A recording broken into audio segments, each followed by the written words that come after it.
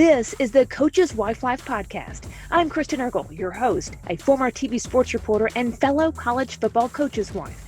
I'll go one-on-one with the strong women who are the backbone of college athletics and athletics of all levels. And now, Coach's Wife Life. This podcast is brought to you by Ruler of Hope.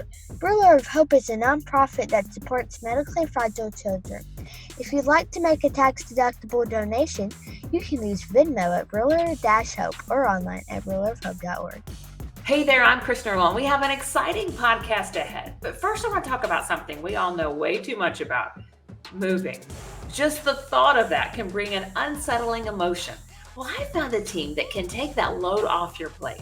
It's D1 Relocation. This group can do it all. They can organize your move, coordinate with a moving company, and a trusted real estate agent. They can actually vet key household partners such as schools, insurance agents, physicians in the area. They can even help set up your Wi-Fi and water. It's incredible. So I've come to know this team, which is actually founded by a coach's wife. I think you should check it out, whether you're looking to move now or in the future. It's d1relocation.com. Now on to our awesome podcast. I am so excited to have Ashley Luke on the podcast. Ashley is the wife of Matt Luke, offensive line coach for the Clemson Tigers. Thank you so much. Oh, thank you for having me. Go Tigers. We have had a lot that's transpired in the last couple of years since we last visited. Let me talk stats for a minute. Prior to joining Clemson, you served as assistant head coach offensive line at Georgia from 20 to 21, helped those Bulldogs to a 22-3 record, national championship for the first time in 40 years. You were a head coach at Ole Miss, the alma mater before that, for your husband's alma mater.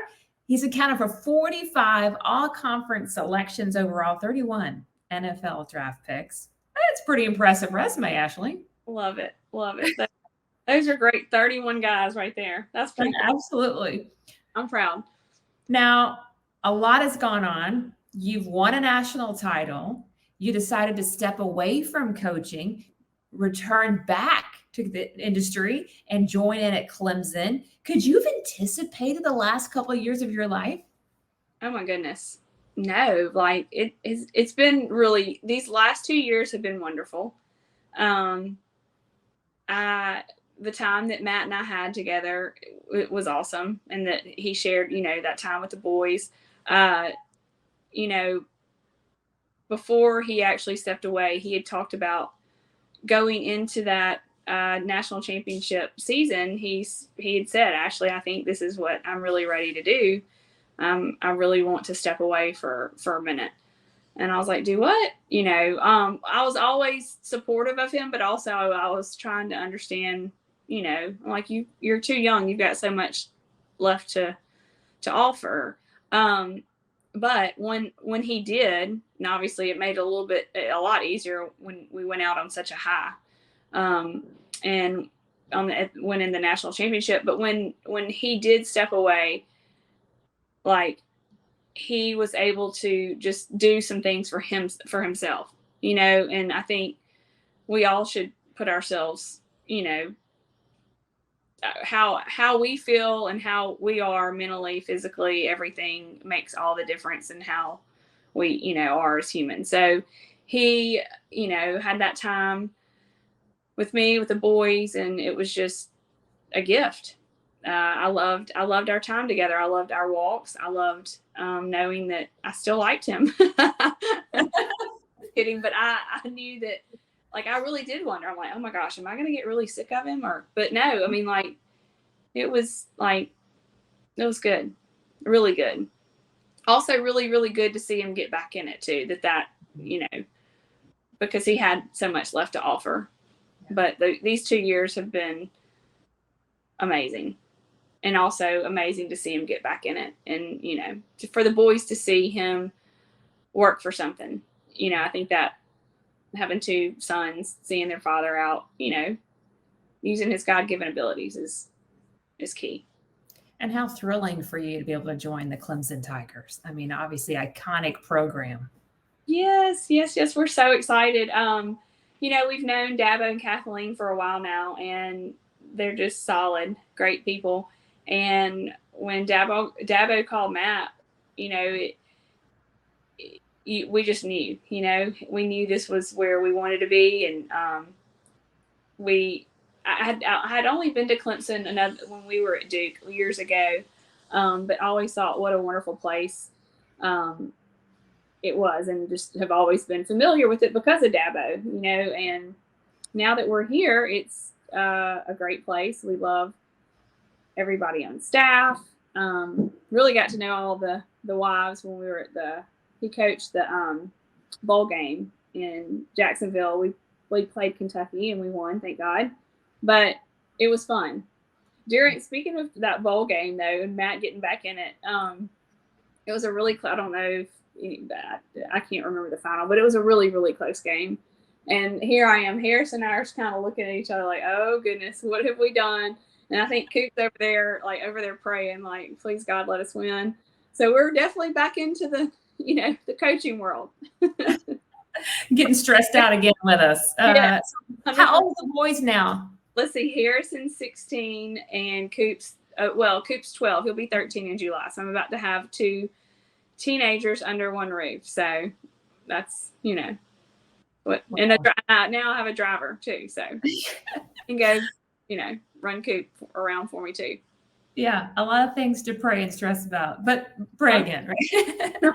Yes. I want to talk to you about some of the coaches' wives things. And from that perspective, because a lot of it for us is we're so invested with them. This is a calling for a lot of our families. So kind of walk me through some of your emotions. And then now your perspective, how did it change? Let's go back to when you were a head coach's wife at Ole Miss, moving to Georgia to be assistant coach's wife. How did that change your perspective, having had that top seat, and then how to be a support system for the other wives? I learned a lot of compassion and understanding. I feel like those are 2 things. Once you've been in a role and you've lived it, you learn a lot, and it opens your eyes to a lot. So being able to be in that head coaching role was awesome for us. And then to be able to come back down and just be in it, but to just kind of be able to sit back a little bit, not be on the front stage right there, but you just learn compassion and understanding for the, Kirby, Dabo, what that looks like. We've been. Now you won a national championship at Georgia. There's very few people and staffs, and they're going to go their entire career without experiencing that. So what was that like? Awesome. Like, but then, you hear people say, oh my gosh, I made it. Just won the Masters, or, anything you always work so hard for. And then after it's kind of over, you're like, okay, now it's back to work. You get that, you check that off. Like we checked off, or Matt was able to check off being a head coach and winning a national championship. That's awesome. That's just huge. And we're so grateful for that. And then it's just back to life, back to reality. You got it, and it was a great thing, but then, I guess it's kind of like when anything in life, it's all high, and then it's over. And then it's done. And then you're like, okay, you can't live in this forever. I know that sounds like, but it was awesome. And the night one, and I'll forever remember those and have the pictures and all those memories. So I'll always cherish that night, that time. And then it's like next day, all right, back to work. But for Matt, he's like, all right, I'm going out on a high for a minute. Let's go to another school and do it again. Was it hard for you when he walked away a little bit? Was it an adjustment? As coaches' wives, spouses, we are supportive. Their biggest cheerleader. But yes, it was really hard. I didn't want him to walk away, but I also knew that he earned it and he deserved it, and he needed it, like, for himself. And I love that he took away pride, ego, what people would say or think and did something for himself. And, you know, when you do something for yourself, then everything else falls into place. And for our family, it was wonderful for our boys. I know there were times they really missed it. And so as did I, but, you know, they still went to a ton of college games, and being able to go with Matt to a game was pretty neat, but really, really weird. It was fun though. It was good, yeah. But I missed the coach wife, and I really love those players. I just have such a love for that. Was speaking of being a head coach versus you know, an assistant. When you're when Matt's back in the offensive line, you get those relationships with those guys, and you know, I think anybody I would think you would, if y'all would talk to any player that Matt and I, or that he coached, I think they know that we genuinely love them and care for them and stay in touch with a lot of them too. So, without question. But I still, you know, we still stay in touch with a lot of the kids. They're not kids, young men along the way. At what point did you realize that you're being called back to the profession? I think when God continues to open doors and opportunities, you continue to pray about it, and it felt right. I think there were a couple of times when the year before that Matt had talked to some, you know, a few places, and we really considered and prayed about it. But this opportunity just felt right. And, you know, mainly in prayer, you know, and pray for God's path and guidance along the way, you know. What would you say has been the toughest adversity you have faced going through these times? I know I asked you this question a couple of years ago, but a lot has transpired in the last couple of years. So I think it's, what would you say stood out to you, and what did you rely on to get through those moments? So I can think of a couple of things. And then I look back and I'm like, thank you, God. Obviously, the first would be being let go at Ole Miss, which was where I grew up and where Matt played and where all our family is. So that was a low, but we're all going to face highs and lows, and that was a low. But once we moved, and we actually moved like 6 weeks before COVID to Georgia, and then won the national championship. And then the people that we came in contact with at Georgia, you're like, thank you, God. Okay, now I know why you do the things you do. And then my mom got really sick, just like back in October. So I was really caring for her, and it was a long recovery for her.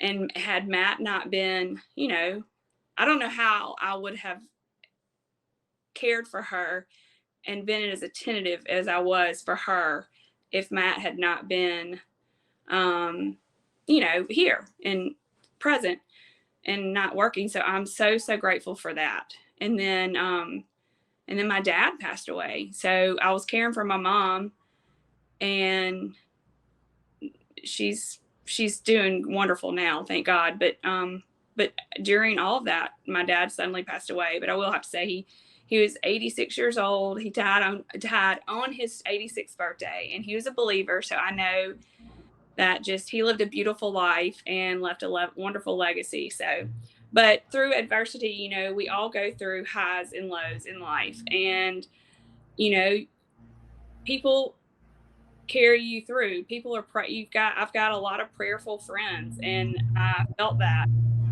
lifted and God carrying me during when Matt was, you know, let go at Ole Miss, and then when I lost my dad. But, you know, you just look back and you're like, okay, thank you, God, for giving me the strength and the peace to get through all that. Do you think it changes you to go through those moments that you really didn't anticipate? And I mean, do you think it's going to shape your perspective now, or has it already done so? Oh, definitely. I think we all change the older we get, the older we become. We become, you know, they say older and wiser. I mean, I feel like, and with experience in life, things that happen in life. So yes, I feel like I'm a stronger person. I think I'm stronger in my faith. I think that taking that time away, with Matt taking the time away for a couple of years, you look at the big picture and what's really important, and it puts things in perspective. Yeah, so you learn a little bit at each place we go. I've learned, and there's so many things I love about all the places we've been for different reasons.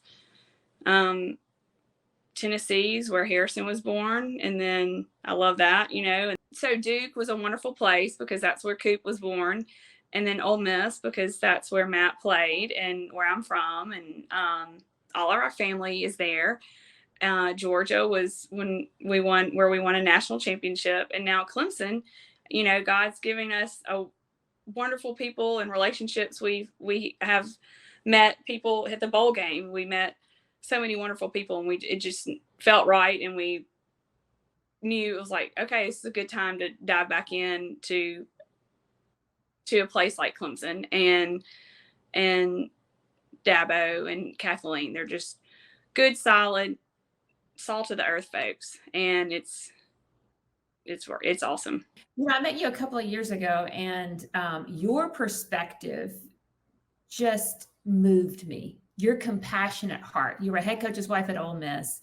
Since then, you've won a national title. And when we talk, it's like you can get into my situation and have compassion for what I walk through with Landry and a lot of things that just, people just don't have. And they just don't have, they're not grounded like you are. I wish my listeners could have a personal relationship with you because you're an incredible coach's wife. And I want to know, how do you keep that perspective when you don't have to?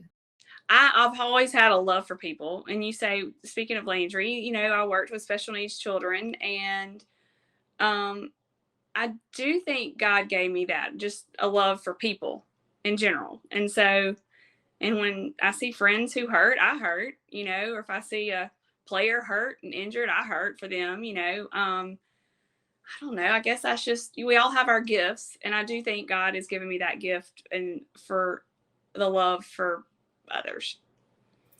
And I can be, people that know me there listening probably may laugh if they know me well.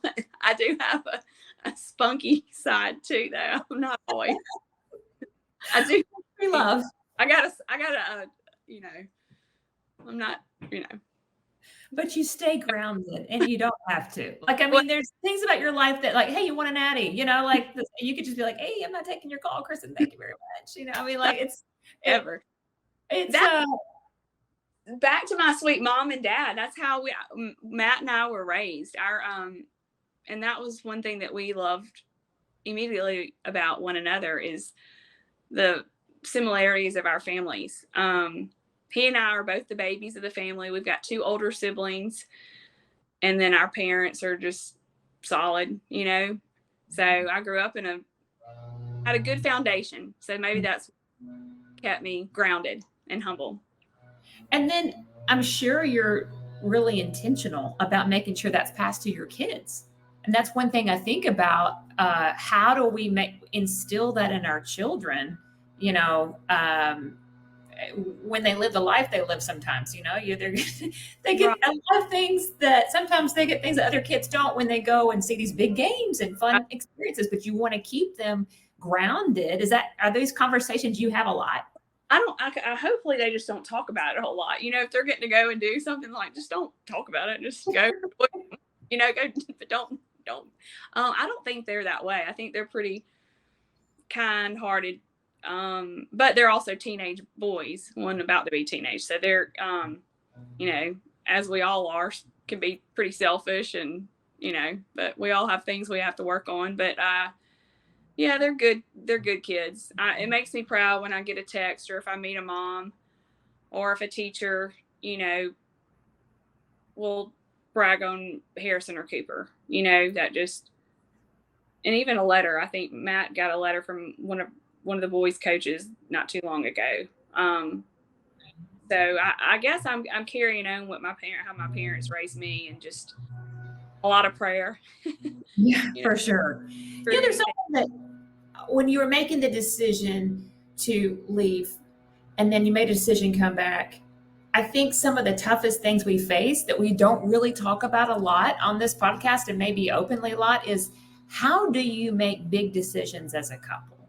And you've walked through some of the biggest. There's so many people that would never have stepped aside because it's really, really easy to continue chasing more money, more fame, more prominence, right. chasing it like that. And to be obedient when you feel called at that time to focus on your family, and then to know when it is time to go back in. How do you work through big decisions as a couple? I think obviously prayer is the first thing that, Matt and I have prayed a lot. And then I think that God gives you a door, opens a door. And then and I know Matt had taught with our pastor here, and he's actually from Gulfport, Mississippi, which I love. But anyways, he taught with him a lot about making this decision. And one thing he mentioned was like, your kids are about to be like teenagers and not wanting to be around you all the time. And I think it says something to see to use your God-given abilities. I think it was a blessing and a gift, which we did, to step away for a second. But also when you've got things to offer, then you got to go out and do it, and I think it says something for our boys to see Matt out there, right, being a provider and a worker and hard worker for his family. I think I talked to other coaches' wives, and a tendency that we have, as opposed to maybe other professions. So we'll give an example of them from Memphis. So International Paper employees like half my family, but I hope it's okay to say that. But anyway, so, you think about them taking different jobs or them moving somewhere else, and International Paper stays the same, right? Or their growth. But when we take certain jobs or make decisions, you can start down this path of, oh no, I should have stayed. I should have gone. This person got fired. I should have followed them. And you can second guess yourself to be more in this profession than you do in other professions. How do you walk through that? How do you keep yourself focused? I mean, do you fight that sometimes? I always, yes.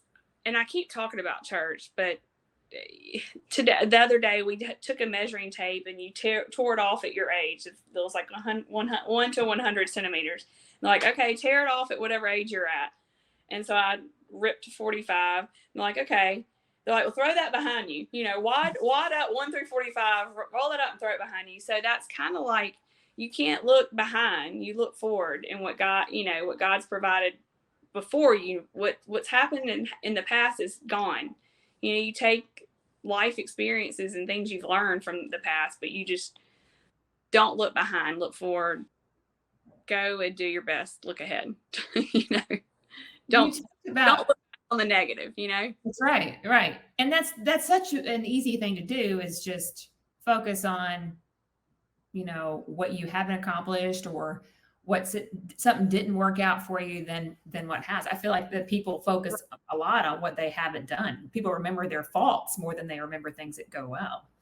Well, I think too, you would be a miserable person if you just continue to live that way. And I will say, I have to remind myself things day by day, because in this profession, you're always wondering, how long will this last? Because, but I just have to try to remind myself, take day by day, we're here and for however long, and just none of us know. And that was another thing, speaking of the measuring tape, it was saying, okay, now look and see how much you have left. What are you going to do in that time? And every day every day is a blessing, and you just take things day by day and be strong in your walk and your faith, and that will carry you through to where all the anxiety and all doesn't creep in, which it does, because I'm human, but just try to take day by day and not worry about, okay, what's the next job going to be? Where are we moving again? Where are we going to have to move again? That's right. Staying in the moment and Hey. being grateful for what you do have and not focus on what you haven't had or don't have.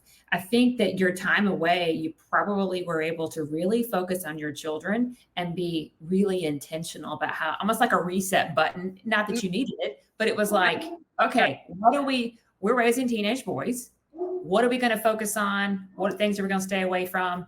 How did you walk through those moments? How are you navigating this going back into being a coaching family? Is there anything that you're approaching differently, or? I just really always encourage my kids to gravitate towards good people. That surround yourself with good people, and then you're going to be okay. So when the boys do start at a new school, find the good ones, get into a small group. So do life with good, godly people. Be competitive. Be a strong, competitive athlete. And but focus on faith and friendships that be surrounded by people will make you better. What do you enjoy doing when you do get some downtime? I know you're running between the boys' schedules and things like that. How do you kind of refill your cup? I love a lot. There's a lot of things I love to. Speaking of cup, I love a cup of coffee. Once they're at school, I have my coffee. That's one thing. I love going on walks with friends. I love doing Pilates. Like I love that all. I love all that. I love to travel. I love to read books. I'm reading like 30 Days of a Praying Wife or something like that right now. Name of it. And I do love I love it. I love going headed to the baseball field to watch my kids, because I know one day this isn't gonna last forever. So that's fun. I enjoy that too. And just being social with all my girlfriends, I had no idea that I would be just as nervous at Courtney's games than I am at Joshua's games. Did you feel the same? Okay, that's funny because it's funny you say that, because I was at a baseball game last night and I was laughing because one of my friends behind me, she was getting into it, but I was a little bit more quiet. I kind of like to go like in church. I like to go to the back row or to the games, kind of get in the back. But yes, Matt's games though, I get really nervous, and yes. Now Harrison's games too, and because when he's playing football, that just kind of it makes me nervous too. He going back when I video his plays, and if he's either tackling someone or someone's tackling him, he plays quarterback and safety. So I'll go back and he gets tickled when he looks back on my videos, because my mouth is kind of bad at times, and so he's, oh my gosh, Mom. So anyway, then they will probably, that's one thing you can pray for me about is my mouth sometimes. And it's so funny because I came from oh well, I came from the TV world, right, where I had to shoot video for like ABC and Baton Rouge, and so I don't say a word because I'm so afraid I'm going to mess up my Nat sound. And so if anybody's talking to him, like like who's watching these videos? Like just me. Right. So I'm always worried I'm going to mess up. And I'm like, oh my gosh, that's really stupid. Now going into this perspective now, I think it's neat.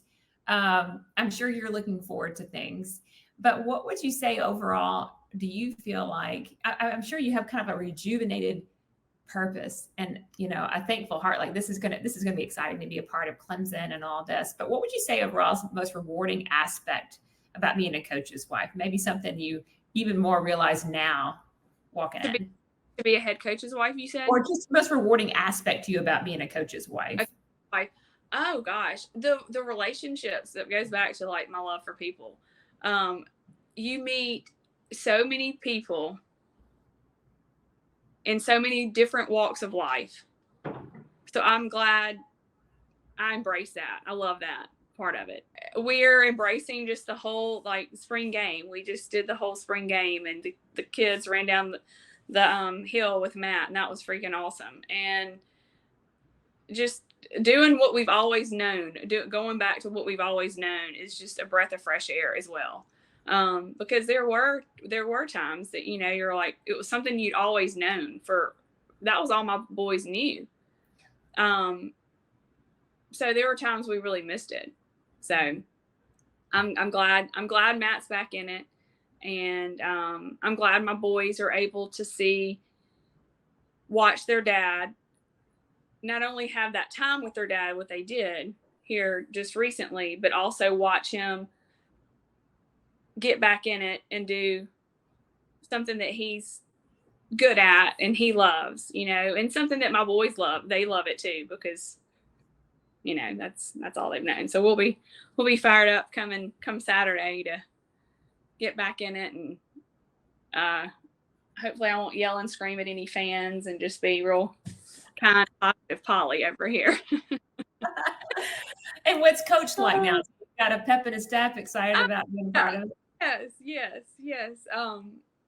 It was he's out on the road recruiting right now, but he had, once they started practice this spring, he got his voice. He always loses his voice. So his voice was all raspy and, you know, back to, I don't know. He's just funny. He's loving it. So it's good.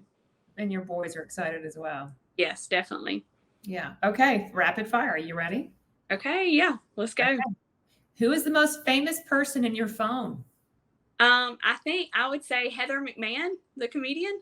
I love her. Yeah. So I guess how did you get her number? Well, when she came to she went to Ole Miss. She's from the Atlanta area. So I would see her when we were at Ole Miss, and then when we were at Georgia. And then she was on game day not too long ago. And I don't know for what game or whatever, but I sent her a text. I was like, "You did so good. I'm so proud of you." So I love her. She's funny. Ashley, you're the most famous person in my phone. I'm just gonna say. Okay, yay. Okay. What's one item on your bucket list you have checked off and one item left to check off? You know what? Okay, one that I have left. Okay, y'all are gonna people are gonna be like, "What a redneck." One that I've checked off. I've gone to the Masters, so that was fun. I've gone a couple of times, so that was really cool.